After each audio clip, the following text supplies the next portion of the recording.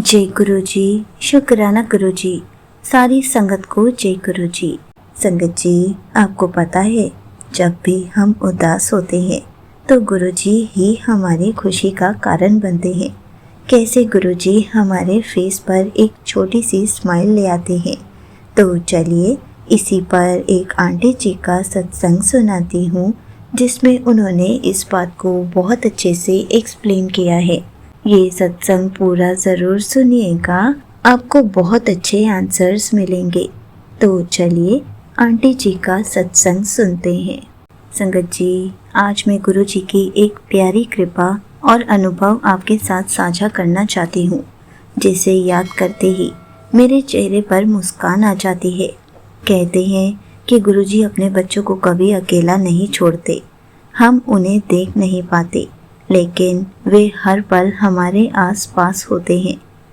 संगत जी, हम गुरु जी को देख नहीं पाते, लेकिन वे हर पल हमारे आस पास होते हैं।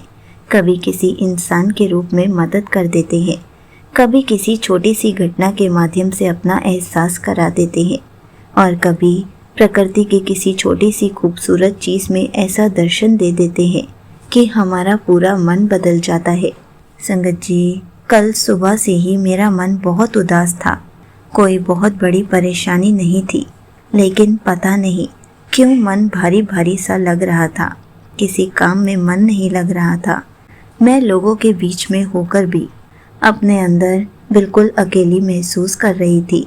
मैंने खुद से कई बार कहा, इतना परेशान क्यों हो रही हूँ, सब ठीक तो है, लेकिन मन था कि मान ही नहीं रहा था। संगत जी, ऐसा हर किसी के साथ कभी न कभी होता ही रहता है। बाहर से सब सामान्य दिखाई देता है, लेकिन अंदर से मन बिल्कुल थका हुआ होता है। किसी से बात करने का मन नहीं करता, किसी काम में ध्यान नहीं लगता, और बस ऐसा लगता है कि कोई हमें समझ ले। उस दिन मैं भी कुछ ऐसी ही स्थिति में थी। मैंने गुरुजी के सामने बैठकर अपनी बात कही। मैंने कहा, गुरुजी, मुझे खुद नहीं पता कि मेरा मन इतना खराब क्यों है। कोई बड़ी बात भी नहीं हुई है, फिर भी मन खुश नहीं है। आप ही मेरा मन ठीक कर दो। फिर मैंने गुरुजी को प्रणाम किया और अपने रोज़मर्रा के काम में लग गई, लेकिन अंदर से मन अभी भी उदास था। मैं बार बार गुरुजी को याद कर रही थी। मन में बस यही आ रहा था, गुरुजी, आप जानते हो ना मैं कैसा महसूस कर रही हूँ। और शायद गुरुजी को सच में पता था, क्योंकि थोड़ी देर बाद जो हुआ उसने मेरे चेहरे पर अचानक मुस्कान ला दी। मैं अपने घर के बगीचे में बैठी थी, तभी मेरी नज़र सामने फूल पर गई। वहाँ एक बहुत सुंदर सी तितली दिखाई दी। पहले तो मैंने उसे सामान्य रूप से देखा, लेकिन जैसे ही मैंने ध्यान से देखा, मेरे मन में अचानक गुरुजी का ख्याल आया। वह तितली कुछ पल वहीं रही। मैं उसे देखती रही, पता नहीं क्यों, लेकिन उस क्षण मेरे अंदर एक अलग ही शांति उतरने लगी। मेरा ध्यान अपनी परेशानियों से हटकर उस छोटी सी तितली पर चला गया। वह कभी एक तरफ जाती, फिर दूसरी तरफ उड़ती, और फिर मेरे आसपास मंडराने लगती। मैं उसे देखकर मुस्कुराने लगती। कुछ देर पहले तक जो चेहरा उदासी से भरा हुआ था, उसी चेहरे पर अपने आप मुस्कान आ गई। मैंने मन ही मन कहा, गुरुजी, ये आप हो क्या? संगत जी, उस समय मेरे पास इसे साबित करने के लिए कोई शब्द नहीं थे, लेकिन मेरे मन में जो एहसास आया उसे मैं शब्दों में पूरी तरह बता भी नहीं सकती। मुझे लगा जैसे गुरुजी कह रहे हो, इतना परेशान क्यों होती है, मैं हूँ ना। बस फिर क्या था, मेरी आंखों में आंसू आ गए, लेकिन ये आंसू दुख के नहीं थे, ये शुक्राने के आंसू थे। मैंने तितली को देखा और गुरुजी को याद करके कहा, गुरुजी, आपको मेरे मन की बात बताने की भी ज़रूरत नहीं पड़ती, आपने खुद ही मेरे मन को खुश कर दिया। तितली कुछ देर मेरे आसपास रही और फिर धीरे धीरे उड़ गई, लेकिन संगत जी, वह चली गई और अपने पीछे मेरे लिए एक बहुत बड़ा एहसास छोड़ गई। उस दिन मुझे एक बात समझ आई। हम अक्सर सोचते हैं कि गुरुजी तभी हमारे साथ हैं जब कोई बहुत बड़ा चमत्कार हो, लेकिन ऐसा नहीं है। गुरुजी की कृपा हमेशा बड़े बड़े रूपों में ही आए, यह ज़रूरी नहीं। कभी एक मुस्कान में भी कृपा हो जाती है, कभी किसी अच्छे शब्द में भी कृपा हो जाती है, कभी किसी अनजान व्यक्ति की मदद में भी गुरुजी का हाथ होता है, और कभी कभी एक छोटी सी तितली भी हमारे उदास मन को खुश करने का माध्यम बन जाती है। उस दिन मेरे लिए वह तितली सिर्फ एक तितली नहीं थी, वह मेरे लिए गुरुजी की याद और उनका प्यार महसूस कराने वाला एक सुंदर पल बन गई। मैंने उस दिन गुरुजी से कहा, गुरुजी, मैं आपको देख नहीं पाती, लेकिन आप मुझे हर पल महसूस करवा देते हो कि आप मेरे साथ हो। संगत जी, अब जब भी मेरा मन उदास होता है, मैं गुरुजी को याद करती हूँ। मैं उनसे शिकायत नहीं करती, बस यही कहती हूँ, गुरुजी, जो भी है आप जानते हो, मैं सब आपको सौंपती हूँ। मेरा मन भी आपको सौंपती हूँ, और फिर मन अपने आप हल्का होने लगता है।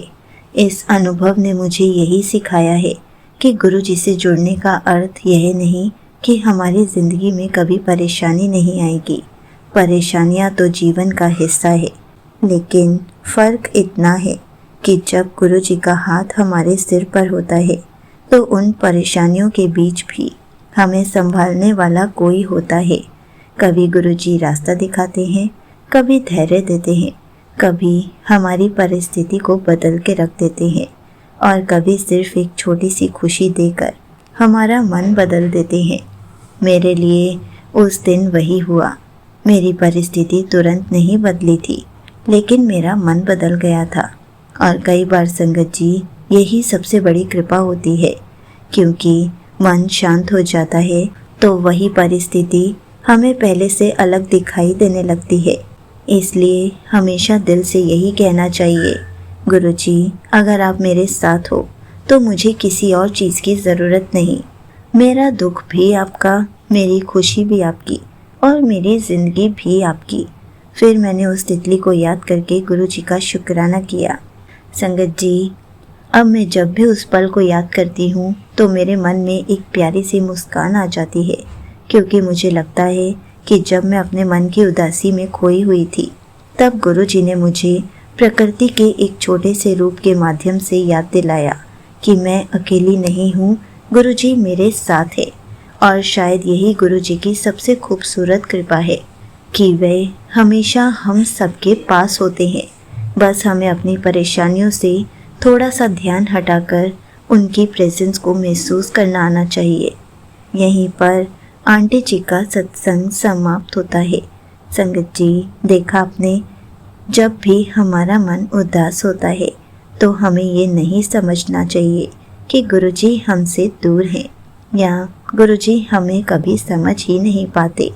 हो सकता है वे किसी छोटी सी खुशी के माध्यम से हमें याद दिला रहे हों कि वे हमारे हर पल अंग संग हैं, हर पल हमारे साथ हैं।